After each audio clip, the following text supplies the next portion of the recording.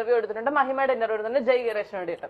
അപ്പൊ എനിക്ക് ഒരു ഉണ്ണിമുകുന്ദന്റെ അടിയിൽ വന്നേക്കുന്ന ഉണ്ണിമുകുന്ദ നിങ്ങളെ കാണുന്ന എന്ത് സുന്ദരനാണ്, ആ മഹിമ എങ്ങാനും കെട്ടി എവിടെയെങ്കിലും അടങ്ങി ഒതുങ്ങി ജീവിച്ചൂടെ എന്ന്. അതെ അതെ, ഞാനത് ഇടക്ക് പറയാറുണ്ട് മഹിമയോട്.